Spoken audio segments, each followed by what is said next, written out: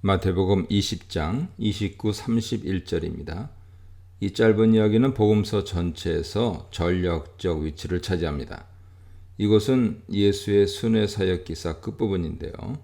실제로 마태복음에서 처음으로 마태는 예수께서 그의 여정에서 어디에 위치하고 계신지를 분명하게 밝힙니다. 그들이 여리고에서 떠나갈 때가 이야기 배경인데 다음 도시인 예루살렘으로 가는 길목임을 말해주죠.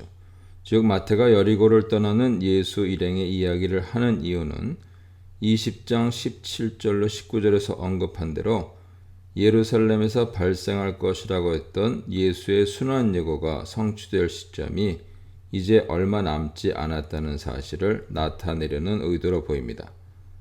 실제로 여리고는 요단강 서쪽에 위치해 있었고 예루살렘으로부터 북동쪽으로 대략 30km 떨어져 있었습니다. 바로 앞에서 언급했던 메시아 사명은 이제 정점에 다다르게 되는데 예수는 무리로부터 그의 메시아직에 대한 기대를 한 몸에 입고 예루살렘으로 향하고 있었습니다. 바로 뒤에 등장하는 21장은 유대인들의 메시아직에 대한 기대가 문자 그대로 열광적이었던 모습이었음을 보여줍니다. 그러나 20장 17, 19절과 20장 28절에서 분명하게 밝히시고 있는 것처럼 예수는 섬기는 모습으로 자기의 메시아직을 표현하십니다. 따라서 문맥은 예수가 보여주려고 하는 메시아 모습과 유대인들이 기대하는 메시아 모습 사이에 일어나는 부조화를 은근히 부각시키는 역할을 합니다. 이러한 대중 기대 가운데 예수께서 길을 가고 있었는데 두 사람 맹인이 등장해서 예수를 다윗 자손이라 부르며 자신들을 불쌍히 여겨달라고 애원합니다. 불쌍히 여겨달라는 요청은 9장 27, 15장 22, 17장 15절 등에도 반복적으로 등장하는데 각각의 경우에 있어서 자신들이 처한 상황에 대한 실제적인 도움을 요청하는 것이죠. 이곳에서뿐만 아니라 9장, 15장 등에서도 자비가 다윗의 아들이라는 표현과 연결되어 있다는 것은 당시 유대인들이 다윗 계통 메시아를 기대함에 있어서 자비라는 덕목이 메시아 특징 가운데 매우 중요한 것이었음을 시사합니다. 여기서 마태는 마가가 바디메오라고 부른 한 남자의 이야기를 아주 간략하게 소개합니다. 그러나 8장 28, 34에서처럼 마가가 한 사람만을 이야기한 것에 반해 마태는 두 사람을 언급합니다. 마태가 맹인 숫자를 두 사람으로 표현하고 있다는 사실이 마태 전공자들의 관심을 끌었습니다. 어떤 학자들은 맹인 숫자를 둘러 만들어서 마태 저자가 기적의 위대함을 증폭시키려는 의도를 가졌다고 주장합니다. 또 다른 흥미로운 제안은 8장 28절 이하, 9장 27절 이하, 20장 본문에서 치유를 경험한 사람들은 각각의 경우에 있어서 예수를 하나님의 아들 혹은 다윗의 자손으로 고백하고 있다는 것입니다. 유대 율법에 따르면 증인은 2명을 요구하는데 마태 저자는 2명의 증인을 언급함으로써 이러한 증인 요건을 충족시키고 있다는 설명이죠. 이러한 주장은 26장 60절을 통해서 지원받을 수 있는데 마태는 그곳에서도 2명의 증인을 언급하고 있습니다. 예수께 간청하는 사람이 당시 사회 소외 계층이었던 맹인이었다는 사실은 이러한 명백한 것도 깨닫지 못하는 유대 지도자들에 대한 암시적인 비난으로 기능할 수 있습니다. 무리들도 정확히 예수를 다윗 자손으로 이해했습니다. 그런데 두 맹인이 예수께 청혼할 때 무리들은 그들을 꾸짖어 잠잠하라고 했다고 보도됩니다.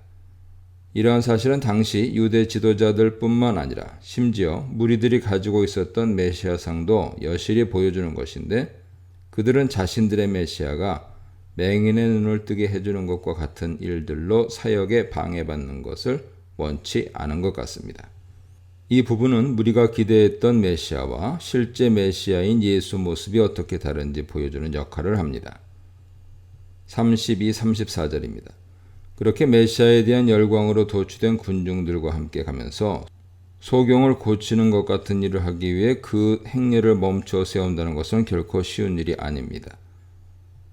예수는 의도적으로 메시아에 대한 대중의 잘못된 관점을 바꾸어 놓으려는 의도를 가지신 것 같습니다.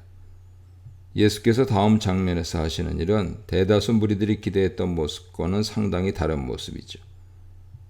군중들이 열광하는 이 분위기 속에서 많은 사람들은 예수가 우월감에 가득 차 있을 거라고 예상했을 수 있습니다.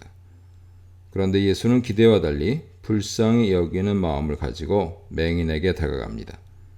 예루살렘으로 가는 다윗 자손이 이러한 사소한 일로 멈춰 서신 것은 유대인들이 기대했던 정치적 혹은 개선하는 메시아와는 중요한 차이점을 드러냅니다. 이것은 또한 자신의 종교적 의식에만 몰두해 있는 종교 지도자들과 진정한 메시아인 예수 사이의 차이점이기도 하죠. 심지어 그가 예루살렘에 들어가서 맞이하게 될 임박한 고난과 죽음도 하나님이 약속하신 진정한 메시아인 예수께서 사람들을 위해 섬기는 것을 막을 수 없었습니다. 당시 유대인들은 자신들의 컨텍스트에서 형성하게 된 메시아 기대 속에서 자신의 백성을 진정으로 사랑하시는 자비의 하나님을 일정 부분 놓치고 있었던 것이 분명합니다. 34절에 나오는 눈이라는 단어는 특별하면서도 시적인 표현입니다. 때때로 영혼의 눈이라는 시적인 표현 속에서 사용되기도 하죠. 아마도 마태가 더 일반적인 단어를 사용하지 않고 이 단어를 사용한 것은 깊은 함축적인 의미가 있는 것 같습니다. 마태는 바로 전 문맥에서 세베대의 아들의 어머니와 야고보 요한의 야망이 무엇인지를 보여주었습니다. 또한 나머지 10명의 제자들도 그들과 별반 다르지 않았음을 보여주었습니다. 이러한 큰 그림 속에서 마태는 이름도 없는 무명의 맹인이 예수로부터 눈을 고침받은 후에 예수를 따르니라 표현해주고 있습니다.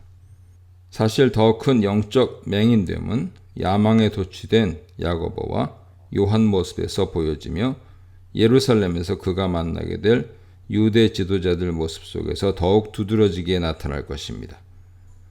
그런데 무명의 맹인은 사도들처럼 공식적인 제자로의 요청을 받지는 못했을지라도 길에서 고침을 받은 후에 예수를 따르는 제자들 무리에 합류하게 됩니다. 인문단에서는 맹인의 밝은 눈, 맹인의 기대, 맹인의 제자도에 대해 묵상해 보시기 바랍니다.